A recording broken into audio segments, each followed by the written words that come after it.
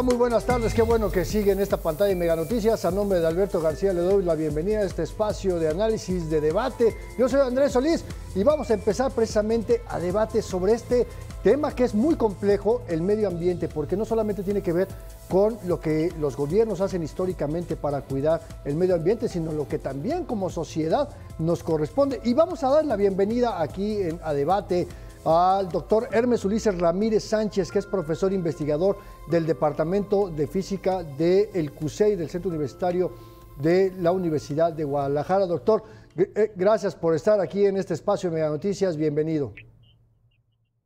Hola, muy buenas tardes, pues muchas gracias por la invitación y aquí estamos para tratar de hablar un poquito acerca de todo este tipo de temas que son bastante interesantes.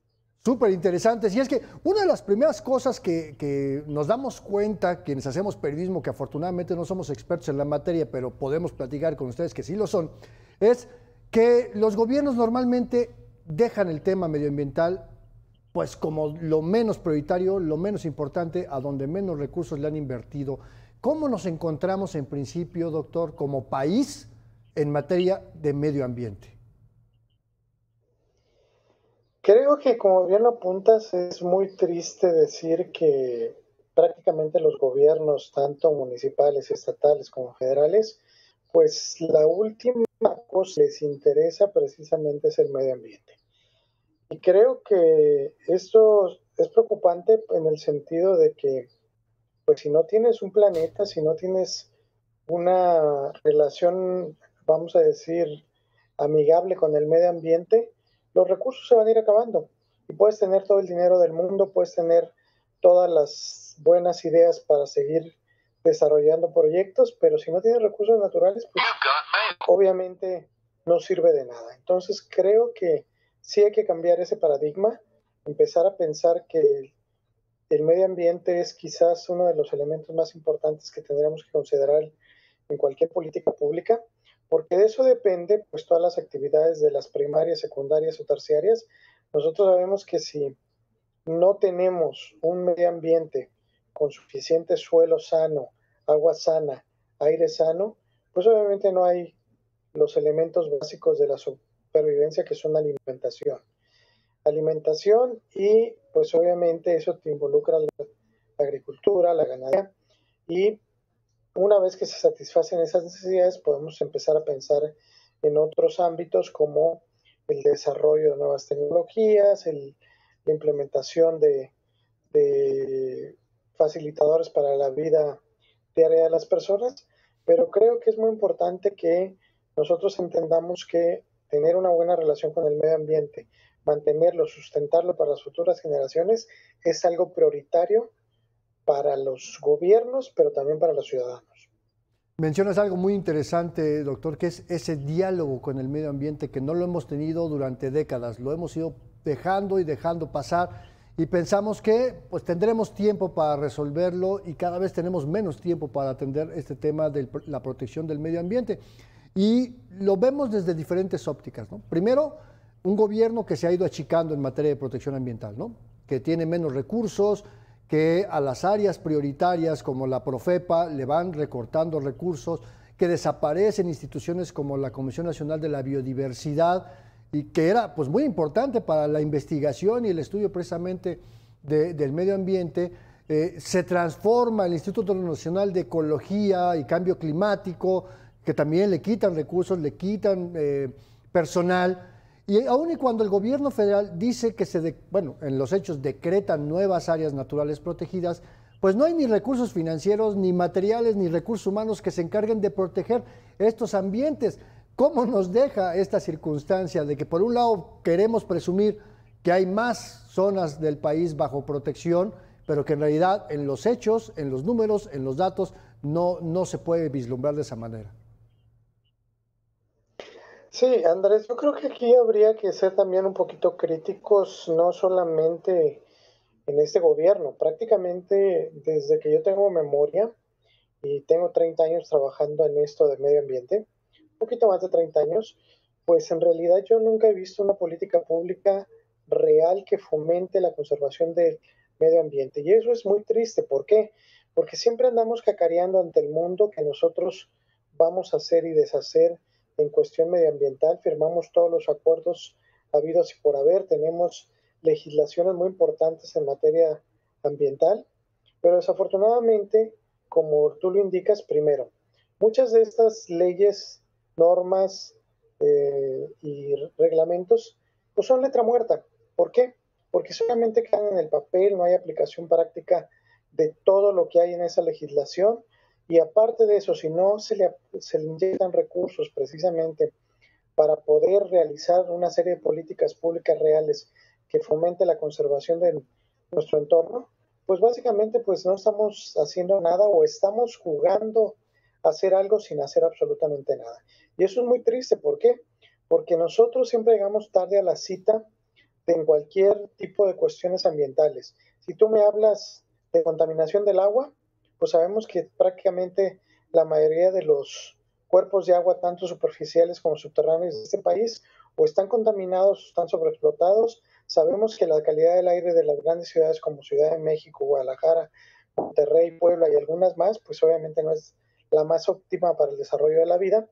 Si hablamos de las tierras, pues sabemos también que pues tenemos una gran cantidad de, vamos a decir, terrenos que han sido sobreexplotados por agricultura extensiva, por ganadería extensiva, por procesos industriales y de minería, etcétera, etcétera, etcétera. Entonces, creo que estamos en un momento muy importante y muy crucial en que tenemos primero que entender que el medio ambiente es prioritario y que tenemos que aplicar la normatividad y la legislación y reglamentos vigentes, que son buenos, y los que no son tan buenos, pues obviamente hay que mejorarlos, pero obviamente también necesitamos aplicarle recursos para que esto se pueda llevar a cabo. ¿Por qué? Porque sabemos que cualquier proyecto de cualquier índole, si no hay recursos, no es viable que se pueda ejecutar. Doctor, déjame hacer una muy breve pausa, pero quiero dejarte un tema sobre la mesa, que es las propuestas de campaña. Hoy es el último día en que las candidatas, el candidato a la presidencia pueden hacer campaña y también quienes aspiran a otros cargos de la elección popular. Y te dejo el tema en la mesa. ¿Qué es lo que realmente propusieron? ¿Qué es lo que realmente se puede lograr? Vamos rápidamente a un corte. Seguimos aquí en Noticias, en A Debate. A Debate con, y estamos platicando con el doctor Hermes Ulises Ramírez Sánchez, profesor investigador de la Universidad de Guadalajara. Y yo te preguntaba, doctor, ¿qué viste tú en las propuestas de Claudia Sheinbaum, de Xóchitl Gálvez, de Jorge Álvarez Maínez, a unos días ya de la elección? ¿Cuál es la propuesta? Híjole, pues más que propuesta, veo promesas que me parecen que son las mismas que han sucedido durante muchos años. ¿Y qué sucede? Pues que para que nosotros tengamos resultados diferentes, tenemos que hacer las cosas diferentes. Y básicamente, pues lo que yo escuché en los debates por parte de los tres candidatos con respecto al medio ambiente, pues son las mismas propuestas que se han ido mencionando en 2, 3 sexenios anteriores y no hay nada nuevo bajo el sol. ¿Y qué sucede? Sucede que prometer no empobrece. Y muchas de las propuestas, pues sí pueden ser viables, pero para eso se necesita toda una serie de circunstancias que puedan coincidir precisamente para que éstas sean efectivas. Número uno, voluntad política. Si no hay voluntad política, pues no sirve absolutamente de nada que hagamos planes, proyectos, etcétera, etcétera. Número dos, necesitamos que haya planes y proyectos específicos sustentados en la ciencia y que no sean ocurrencia de uno o de otro, simplemente oídas de lo que creemos, pensamos o nos gustaría, sino con números reales y concretos desde el punto de vista científico para poder establecer toda esa serie de políticas públicas que nos lleve a la conservación del medio ambiente. Tercero, personal capacitado. ¿Por qué? Porque desafortunadamente muchas de las posiciones que tienen que ver con esto del medio ambiente se ponen agentes que no tienen absolutamente ni la capacidad, ni el conocimiento, ni la habilidad para poder establecer políticas y pues de ahí para abajo desencadenan en personas pues obviamente que son amigos, compadres, etcétera, etcétera, y que no tienen las herramientas necesarias para desarrollar todo este estos planes y políticas para mejorar el medio ambiente. Y finalmente, pues obviamente sabemos que se necesitan una cantidad muy importante de recursos económicos. ¿Por qué? Porque obviamente aquí necesitamos tener una inversión muy importante en un montón de cosas, nuevas tecnologías en la obtención de energía, eficiencia energética, nuevos procesos, quizás capacitación y educación de la población para que sus emisiones, tanto de huella de carbono, huella hídrica, huella ambiental, pues obviamente se disminuya en base a las acciones de cada uno de los ciudadanos. Entonces, si te fijas, es todo un panorama en el cual tenemos que tener una serie de cosas o de elementos que tienen que coincidir precisamente, todos en el sentido de la benevolencia contra de nuestro medio ambiente para que pueda ser efectivas. Insisto, lo que proponen los candidatos es viable, pero siguen siendo las mismas propuestas de siempre, que no se han cumplido durante 3 o 4 sexenios, y por lo tanto, a mí me parece que siguen siendo promesas que son desde este momento inalcanzables si no se establecen políticas públicas bien definidas en base a todos esos criterios que te menciono. Y a veces son más que promesas, pues como que un catálogo de ideas bien bonitas, ¿no? Pero que se queda ahí justamente en el papel. Y entonces hablamos de que México hace muchos años firma junto con otras naciones estos compromisos para el planeta, los compromisos para el 2030. Nos quedan muy pocos años y no hemos cumplido pues ni siquiera el 10% de lo que prometió, como el tema de la reducción de los efectos del gas invernadero, la protección de los bosques, la reforestación, la protección de la biodiversidad, de tener estrategias para la protección de especies en riesgo, de qué hacemos con los mares, de cómo generamos energías limpias. Y entonces nos damos cuenta que pues, la próxima administración tiene una chambota, doctor. Sí, al final de cuentas tienes toda la razón en lo que dices. Es simplemente emitir una serie de pronunciamientos, pero sin ningún compromiso real. Yo de verdad pienso que en todas las candidaturas a todo nivel, tanto presidencias, gobernaturas, diputaciones, pues mencionan el que van a hacer y que van a deshacer y que van a volver a hacer. Yo creo que la ciudadanía ya está cansada de escuchar el qué van a hacer. Lo que necesitamos los ciudadanos hoy en día es saber cómo y con qué lo van a hacer. Y creo que ahí ninguno ha sido claro. Ninguno ha sido claro cómo lo va a hacer y con qué recursos va a contar para poder realizar todo este tipo de cuestiones. Entonces seguimos en esas cuentas alegres que normalmente cuando estas personas llegan a los gobiernos siempre nos dan cuentas alegres de que invirtieron tanto en X programa medioambiental que no dio absolutamente ningún resultado. Y te pongo un ejemplo muy sencillo. Recuerdo muy bien esa campaña en el gobierno de Felipe Calderón de plantar X número de millones de árboles para reforestar México. Y aquí no se trata de plantar simplemente árboles, se trata de adoptar esos árboles. ¿Por qué? Porque la supervivencia de esa cantidad de árboles que supuestamente se plantó no llega ni a 2 dígitos. Estamos hablando que está por debajo del 10%. Entonces, ¿de qué me sirve plantar árboles si simplemente lo planto y lo abandono? Yo necesito adoptar el árbol, preocuparme porque crezca en un ambiente sano, proporcionándole agua, nutrientes, eliminando sus plagas, etcétera, etcétera. Y eso es lo que nos podría llevar precisamente a tener éxito en ese sentido. Y solamente estoy poniendo un solo ejemplo, que es el de la reforestación. Podríamos seguir hablando de infinidad de proyectos, planes y propuestas que han hecho que pues obviamente simplemente han sido buenas intenciones y no hechos concretos. Así es. Si me das oportunidad, doctor, vamos rápidamente a un corte, solamente dura 2 minutos y seguimos platicando porque todavía tenemos algo de qué debatir aquí en este espacio. No se vaya, seguimos aquí. Platicando aquí en A Debate y estamos platicando con el doctor Hermes Ramírez, que es profesor investigador de la Universidad de Guadalajara. Y hay un tema que es importante, doctor, que es la participación de la sociedad. Desde la sociedad civil organizada, como cualquier persona, como tú, como yo, que tenemos que hacer pues lo que nos corresponde para proteger al medio ambiente y a veces es muy fácil dejarle la responsabilidad solamente a los gobiernos. ¿Qué nos toca hacer en lo individual y cómo vincular de nuevo a la sociedad civil que parece que se ha ido despegando en los últimos 20 años del propio gobierno? Que además la sociedad civil pues termina estando donde el gobierno no puede llegar, doctor. Creo que es muy acertado el comentario que haces. Creo que muchas veces pensamos que la responsabilidad recae solamente sobre unos cuantos, que en este caso serían los gobiernos. Y creo que en ese sentido sí estamos equivocados como ciudadanos.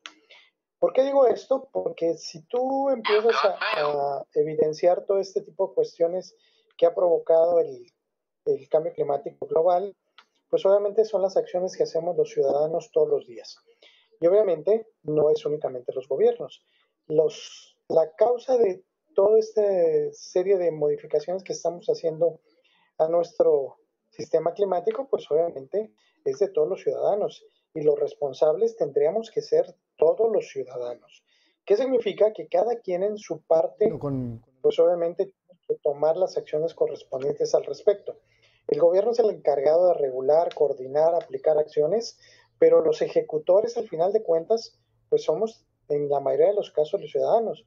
Si yo tengo mi auto en buenas condiciones, si utilizo el agua de manera eficiente, si utilizo la energía eléctrica de manera eficiente, si no desperdicio toda esta serie de recursos, pues estoy contribuyendo con mi granito de arena precisamente a este respecto. Eso es en cuestión de lo individual. Pero también tenemos que empezar a pensar que toda esta serie de programas, políticas, propuestas que puedan hacer los gobiernos, pues si no son medibles y son observables por entes independientes de los gobiernos, pues no podemos asegurar el éxito. ¿Por qué? Porque ellos pueden decir que hicieron y deshicieron y obtuvieron los mejores resultados.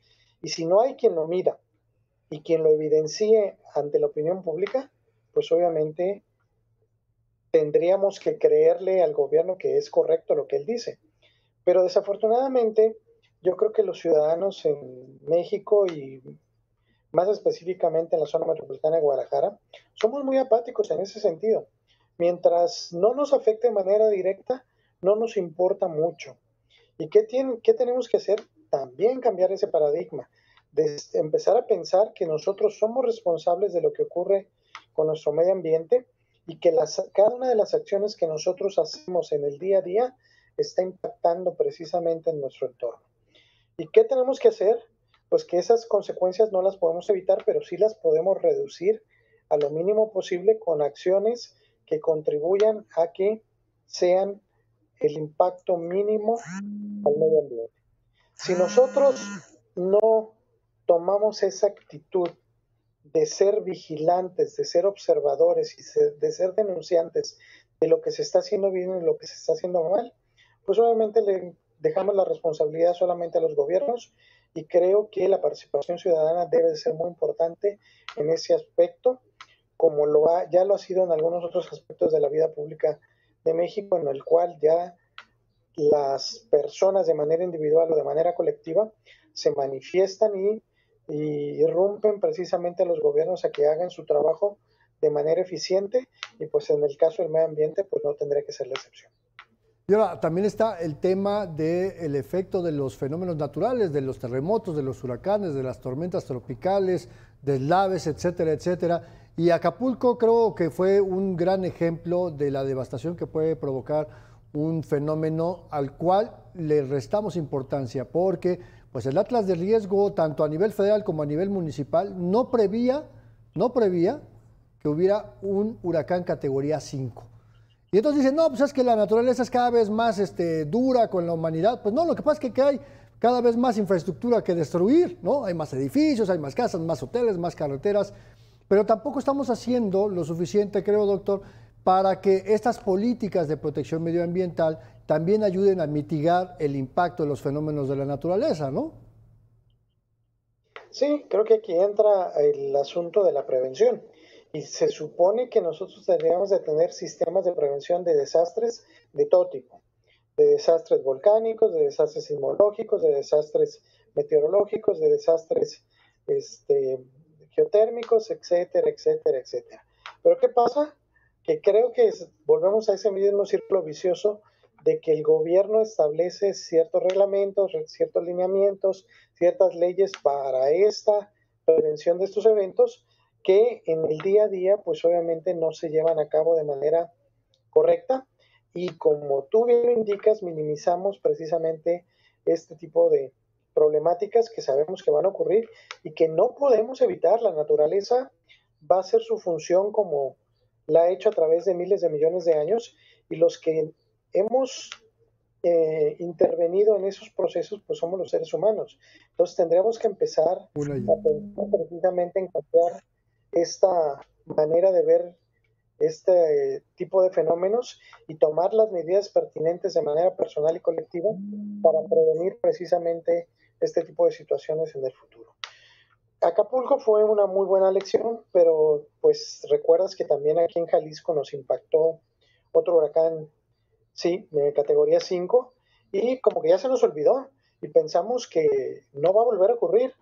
Y desafortunadamente, pues sabemos que este tipo de fenómenos son recurrentes y que cada vez se intensifican más por efecto de cambio climático y de algunos otros factores en el que tenemos que ver los seres humanos y que estamos haciendo que el planeta tenga una respuesta mucho más violenta en contra de los ataques que le hacemos los ciudadanos de este planeta. Y bueno, y también si le sumamos el impacto de los incendios forestales, que 2023 rompió todos los récords, tanto en cantidad de incendios como en superficie afectada, pues es otro tema porque contribuye justamente a la erosión de la tierra, a que se disminuya el espacio, los hábitats de los animales. Lo estamos viendo con el impacto del calor, con lo que está pasando con algunas especies animales en el sureste, ¿no? Con los monos aulladores, los monos zaraguatos. Pero también me parece, doctor, que hay algo que sigue pendiente y es la educación ambiental. Porque a los niños y las niñas en preescolar les enseñamos algunas cositas de cómo cuidar el arbre, de cómo cuidar una plantita, lo replicamos un poco en los primeros años de la primaria, pero a partir de la secundaria como que ya se nos olvida. Como si ya la adolescencia nos cambiara el chip y ya tuviéramos la información suficiente. ¿Qué tenemos que cambiar, doctor, en educación ambiental, en la educación formal y en la educación informal? Creo que ese es un punto medular de la solución a muchas de las problemáticas ambientales de nuestro país. El que no sabe es como el que no ve. Y nosotros tenemos que estar impulsando precisamente esa educación a todos los niveles, no solamente en la educación básica. Nosotros tendríamos que pensar en educar a los niños, a los adolescentes, pero principalmente a los adultos, que desafortunadamente perdemos mucha de esa inocencia que tienen las primeras etapas de la vida en el cual se preocupa uno por muchas de las cosas que suceden a nuestro alrededor y conforme vamos avanzando, pues ya siendo adultos, tenemos otro tipo de preocupaciones más importantes como tener una estabilidad económica, tener bienes materiales limitados, etcétera, etcétera, etcétera, y dejamos de lado precisamente toda esa parte vital que es nuestro entorno. ¿Y qué tenemos que hacer? Pues impulsar de una manera muy importante esta educación ambiental a todos los niveles, tanto en la educación formal, pero también en la educación informal en casa. Yo creo que por ahí dicen que la palabra pues motiva, pero el ejemplo arrasa. Y básicamente lo que te estoy diciendo es que muchas de las veces pues nuestros hijos, nietos, son el reflejo de lo que nosotros somos en casa. ¿Y qué sucede? Que si nos ven que nosotros abrimos la regadera y dejamos que se vaya toda esa agua al drenaje, si se ven que nosotros tiramos basura en cualquier lado, pues ellos lo van a seguir haciendo y dicen, eso es lo más normal del mundo. Y tenemos que cambiar todo ese tipo de cuestiones, tenemos que ser educados desde el punto de vista ambiental para que nosotros le demos ejemplo a las personas, tanto desde niños hasta adultos, para que nosotros empecemos a cambiar precisamente, ahora sí vamos a decir como dicen los chavos de ahora, el chip a nuevas maneras de coexistir con nuestro medio ambiente. Si nosotros no le apostamos a la educación, tanto formal como informal, desde el punto de vista ambiental, pues estamos condenados, me da pena decirlo, pero estamos condenados a la autoextinción como especie. ¿Por qué? Porque fíjate bien, mucha gente dice, el mundo se va a acabar. No, el mundo no se va a acabar. No, lo que El nos vamos a planeta iba extinguir a vamos a quedar. ser nosotros, ¿no? Exactamente, y el planeta dentro de 5, 500, 100, 1000, 2000, 5000, 1 millón de años va a regenerarse y va a volver a generar vida quizás de otra manera diferente a la que tenemos Así es. hoy en día, pero lo va a hacer. Así Los es, que vamos a desaparecer. como lo ha sido, doctor, en los últimos, toda la historia del planeta, ¿no? Pero yo te quiero agradecer mucho este espacio, doctor Hermes Ulises Ramírez Sánchez, profesor investigador de la Universidad de Guadalajara, por haber participado aquí en este espacio de debate a través de Mega Noticias, y espero que podamos seguir conversando en otro momento. Muchas gracias, doctor. A tus órdenes, muchísimas gracias por la invitación y aquí estamos las veces que sean necesarias para tratar de contribuir un poquito en esto de la educación ambiental.